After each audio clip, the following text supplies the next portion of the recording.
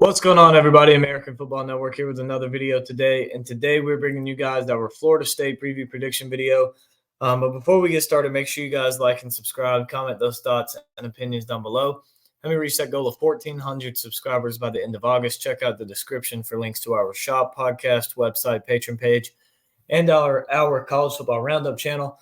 But let's go ahead, and get started with today's video. So today we're doing the Florida State Seminoles. A good season for them last year. Went 13-1 overall, 8-0 in the ACC. Won the ACC championship.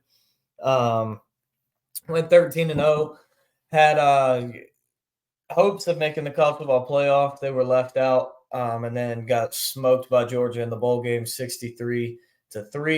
When you look at this team coming in, they bring in transfer quarterback DJ Uiagalelei, former Clemson and Oregon State quarterback. They bring in some more pieces in the wide receiver room as well. Add the big guy Malik Benson from Alabama. Also get Jaylen Brown, the transfer from LSU, in. So you look at this team, and they have some solid pieces, a lot of talent on this roster. But let's go ahead and jump into the schedule prediction for them. So they start out week 1 against Georgia Tech. That'll be Saturday in Ireland. This is going to be the week 0 game, the premier game. And I have this game as a win. I think that they're a better team than Georgia Tech is. They have more talent. But Georgia Tech returns a lot, particularly on offense.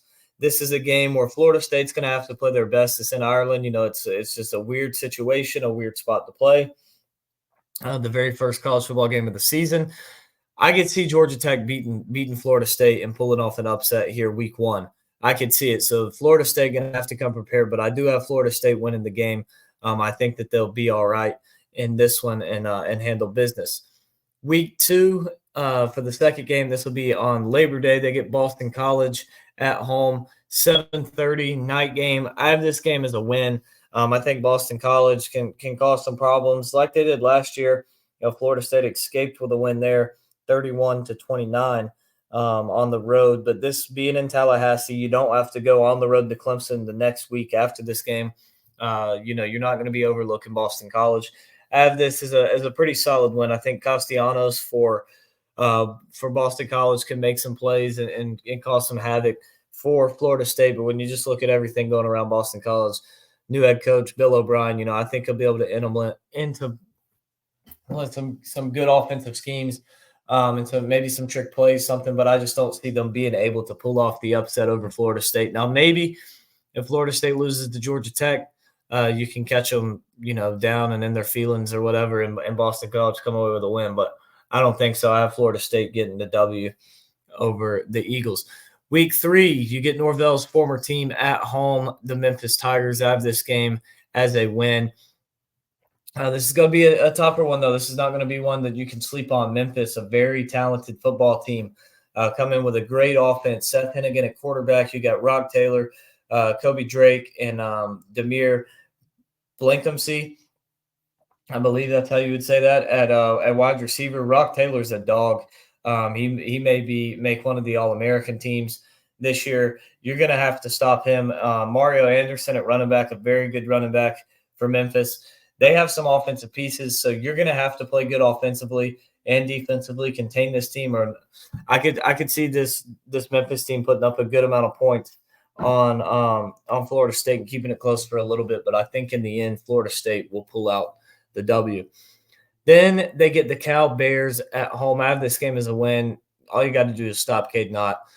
And I don't think that'll be much of a problem for Florida State with Patrick Payton, Josh Farmer, Marvin Jones Jr. on that defensive line. Great D-line for Florida State. Not as good as last year. You do lose your 2 best players with Jared Verse and Fisk, but still a very solid defensive line for Florida State. I don't think they'll have much problem with Cal at all. Big win here for the Noles. Then you go on the road to SMU. This could be another one that's a little bit tricky. Preston Stone, going to be one of the top quarterbacks in the ACC this year. SMU could be a very good team offensively. Defensively, not so much. Florida State shouldn't have a problem offensively in this game. But SMU's prepared for a shootout, so you're going to have to stop their offense and keep it from getting to that point, or you might lose this game. I don't see it happen again. I have Florida State winning this game, but you got to be careful with some of these smaller games.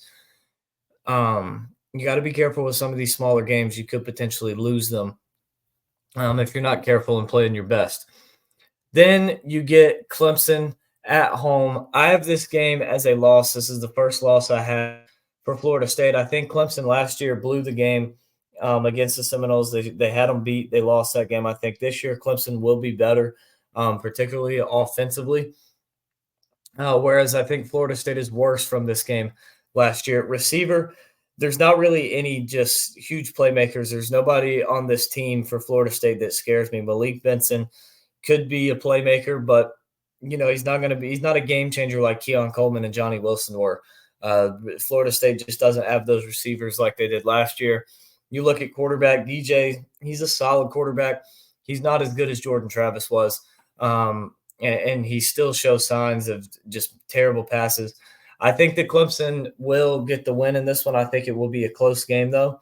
But I do have the Tigers pulling this one out 10 points max either way, regardless of who wins. I don't see this game being more than a 10-point game either side. Then you got to go on the road to Duke. This is where your schedule starts to get tough. I have this game as a win. This could be a tougher game. Duke has a pretty good team. Malik Murphy at quarterback. They have some pieces there. Manny Diaz as the new head coach. He'll be coaching that defense. He's gonna have that defense good, especially by this point in the season, the midway point. You got to go to Duke on a Friday night.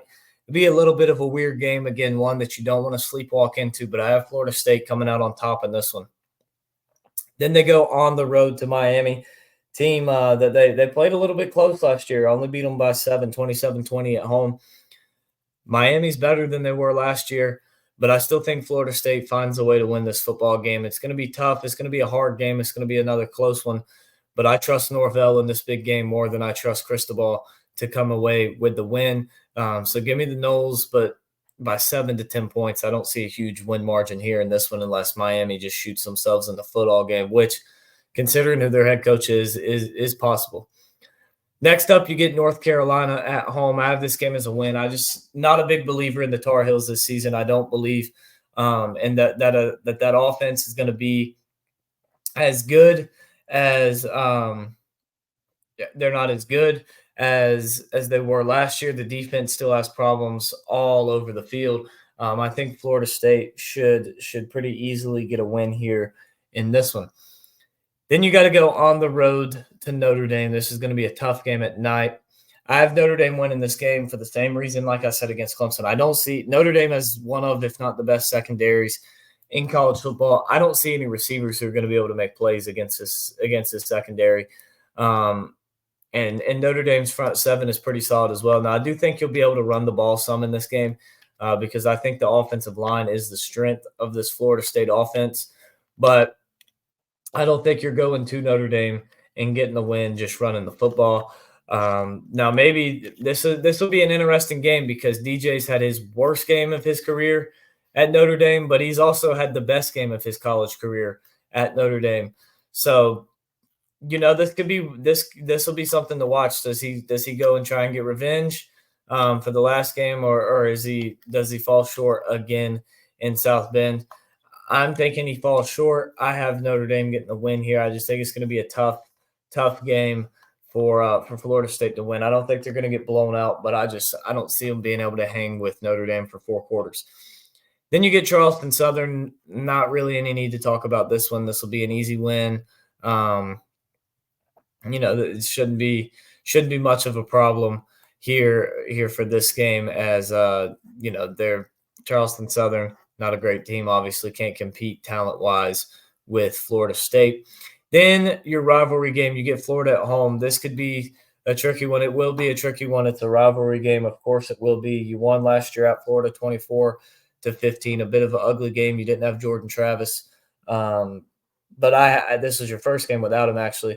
But I have Florida State winning this game. I think it'll be by a little bit of a bigger margin than last year.